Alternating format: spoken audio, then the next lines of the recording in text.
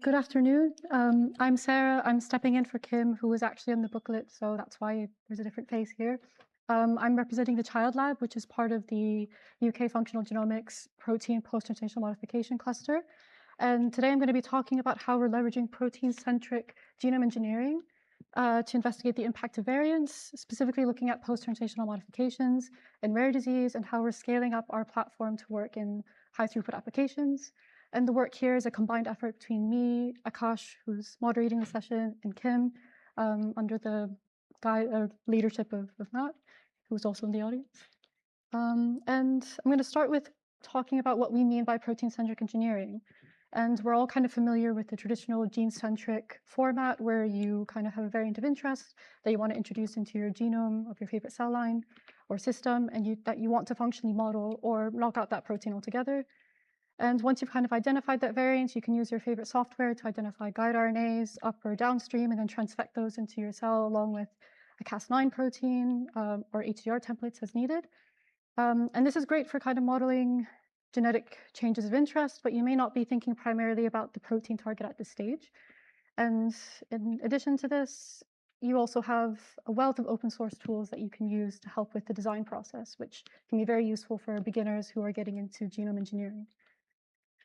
But if you kind of start with the protein in mind, the goal here being to understand the contribution of individual amino acids to the overall protein structure and function. And a lot of this is kind of familiar in the format of things like DMS or MAVE studies and saturation mutagenesis, which allow you to do just that. And this kind of helps you see or kind of understand the underlying biochemistry of the protein that you're interested in and the overall kind of consequences that leads to in the cell. And kind of working this way is a little bit more challenging sometimes because it feels like you're working backwards, finding the particular associated codon and then working out how to carry out the mutation whilst keeping everything in frame. And it can be a bit more time consuming and labor intensive compared to more kind of standard approaches. And that's especially true for scientists like me who are more chemical biology, proteomics oriented. So developing new tools becomes quite interesting and important for us. And this tool has been developed actually primarily by Akash, who's also moderating the session. And it's called Core Designer. We've kind of formatted it so it works perfectly with our platform, which I'll get into in a bit. But essentially, it allows you to do protein-centric and genome engineering at scale quite easily by just putting in your protein ID, so your UniProt ID, your organism, as well as your residue position. You can also put in other parameters such as homology arm length or use our recommended settings.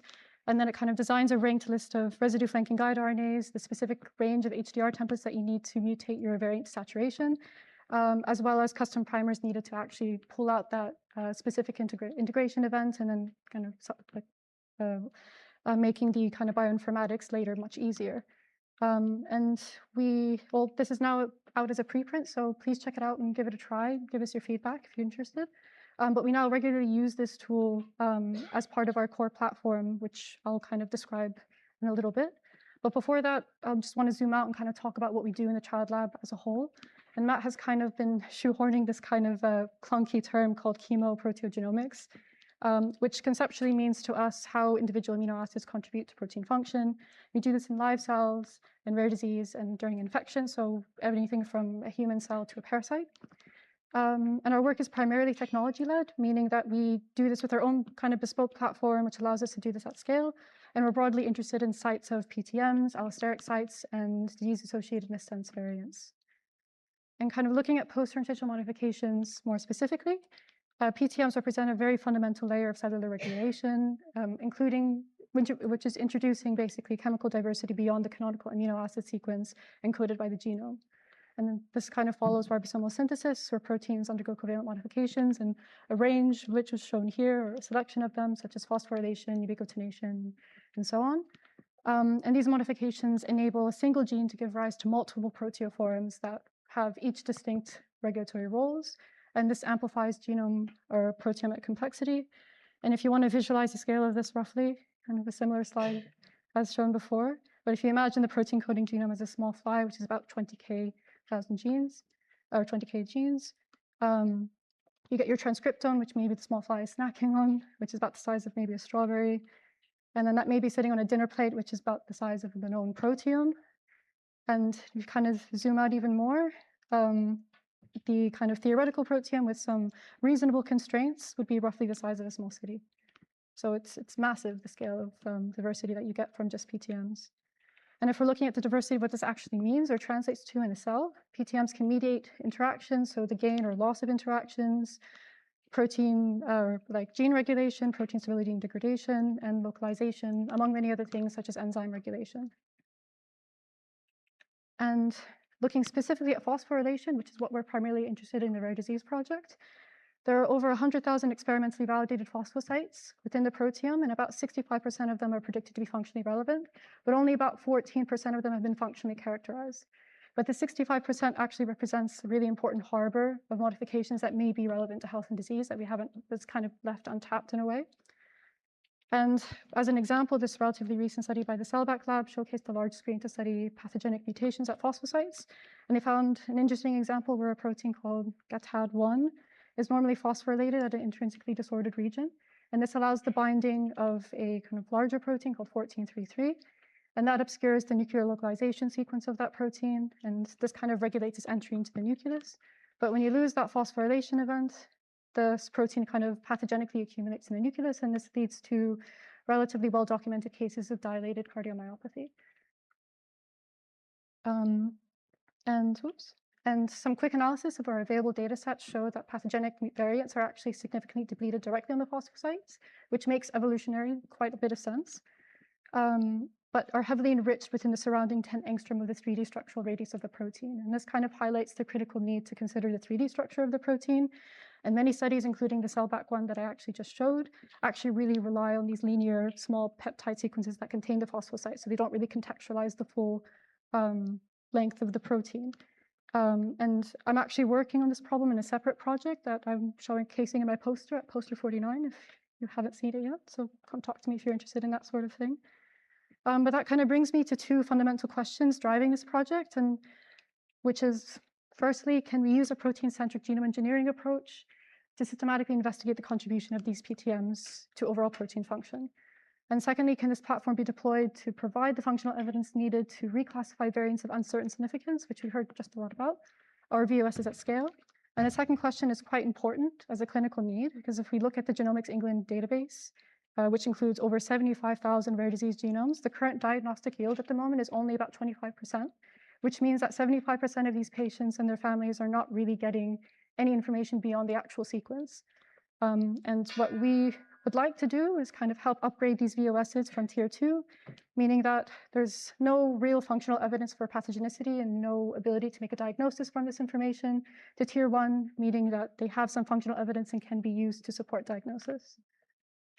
And to kind of prove this concept, we initiated a pilot phase of our project to kind of test our screening strategy in a newer high throughput format, specifically with phosphorylation related disease variants. So we started with a pool of over 200,000 possible clinical variants derived from Panelab.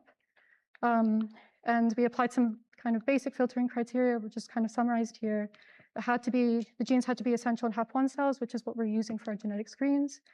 They had to be missense, and they had to be within 10 angstrom of a validated phosphosite, which is modeled using AlphaFold. And they must have existing and relatively robust ClinVar data as well. And we ended up with about 120 variants shown here. We did some manual curation to ensure that there was a good mix of benign and pathogenic variants, as well as some baseline controls. And we also ensured that there was an even spread of disease classes so that we could make sure we could capture most types of diseases. And this is kind of with the goal to establish a clear, reliable baseline that would be able to kind of differentiate pathogenic variants from benign ones, and that guide the design of the main screen that we aim to screen many, many more variants later down the line. So now I'll kind of briefly walk you through our platform, which starts with our core plasmid. It has a kind of dual guide RNA system to produce 2 guide RNAs that flank the residue of interest, and that also is kind of typical GFP marker for transfection and a selection marker to enrich for successful transfectants. We introduce it with a pool of HDR templates that replace the variant of interest with every other possible amino acid, so to saturation, including a stop codon and a synonymously recoded wild-type codon as controls. And we also include the known patient variant if we do know it at that time. And all of these are kind of conveniently designed by a core designer. The templates, if you can see here, a little bit maybe, are also contain a synonymously recognised area surrounding the amino acid of interest that acts kind of like as an internal barcode. And that allows for integration-specific targeted amplification, so it makes our NGS readouts much cleaner. We only look at our successful integrants. We then kind of follow a typical transfection or nucleofection protocol into our HAP1 cells that stably express Cas9, and these are a specialized clone that are non-homologous and joining deficient and are better at maintaining haploidy over a few growth cycles. And then HDR kind of does its thing in the cell, so we mutate our residue to saturation, we harvest a pre or founder population before our fitness competition really has a chance to flush out, and then we typically harvest another 2 to 3 time points straight after over a few weeks. We then do gDNA sampling from these actual pools, perform integration-specific PCRs, and then kind of process them and perform data analysis and scoring of the amino acid variants, with lower read counts kind of representing detrimental effects and vice versa. And the functional score itself is calibrated internally by our synonymous wild type and stop codon controls. And we know this method works in medium to low throughput settings. So Matt in the previous symposium and in other talks has kind of showcased all of our data. Some of it's published where we use this platform quite robustly in kind of the format of a 6 to 24 well plate across different organisms. But I'm going to kind of focus just on how we're trying to get this to work in high throughput in a miniaturized format so that we can make it more amenable to screening many VUSs. And I've summarized basically several months up to a year of work here very quickly. Akash is laughing because he knows the pain that we've been through. We've done or incorporated automation of our plating of all of our oligos and plasmids, so we use an echo for this, as well as automating our gDNA isolation and PCR cleanups using a Kingfisher device.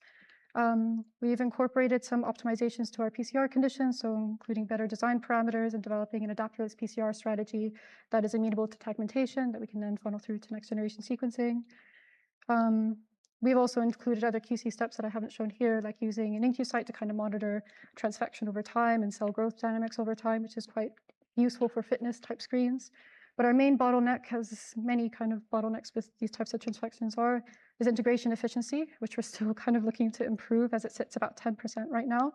That's actually really standard for HDR experiments in general, but because we're doing this in a pooled format with 22 different templates, the numbers are not really in our favor. But that's kind of a problem we're slowly addressing over the project. But I'll give you kind of one specific example from some preliminary outputs, which is MED8, which is a key component of the multi-subunit complex called the mediator complex that Kim actually works very closely with. And through our clinical collaborators, we were provided a specific patient variant called MED, which is E5D. And using our core platform, we were able to functionally assess the specific amino acid change. And our data showed that this variant did not really impact protein fitness in our assay. And some follow-up data from this using APMS studies that I'll talk about a bit later showed that it also didn't affect complex assembly, which allows us to kind of classify this within our assay as benign. And outputs like this are still really important, even if they look like they're a bit negative or not interesting. Because if we can show evidence that a variant is benign, we kind of save clinicians and scientists from kind of going down rabbit holes and saving resources for actually looking for disease-causative genes. And while we're still processing all our pilot data, which if I gave this presentation maybe a month or two later, it probably would look very different. But we're still gearing up for our delivery phase, which is our main screen, targeting 1,000 VUSs. And specifically, again, we're looking at these tier 2 variants. And by hopefully leveraging our kind of multi-well automation version of our protocol, we can process these simultaneously. And kind of we're in the process of filtering or selecting these genes for our screen, which are being filtered through a similar strategy, but specifically looking at tier 2 variants instead of panel-lap genes. And these people were kind of leading that effort. I believe Ryan and James are also here, so you can talk to them about it if you'd like. And then lastly, I'll kind of talk about an example of one of our validation workflows that we've been employing for kind of downstream, of course. So if you have a variant that you find interesting, what do you do with it? And I come from a proteomics background, so I was hoping to kind of use some proteomic techniques. And I'm showing here an example of MED27, which is another protein in the mediator complex. And we wanted to show, for example, complex disassembly upon mutation of an important amino acid. And we do this by engineering isogenic cell lines to express a core mutant, or in this case, a MED27 mutant, as well as a wild type protein with an HA tag. We do this in these isogenic cell lines quite easily and in high throughput. The HA pull down then just enriches for direct interactions of that protein, allowing us to study complex formation or limited interactomes. And we've also kind of automated this process using Kingfisher magnetic HA pull downs, which is quite handy to characterize many variants at a time. And we've also shown through this that a subset of MED27 variants affect complex assembly or have gain of function effects. And Ione, who's a PhD student in the lab, is currently following this data up.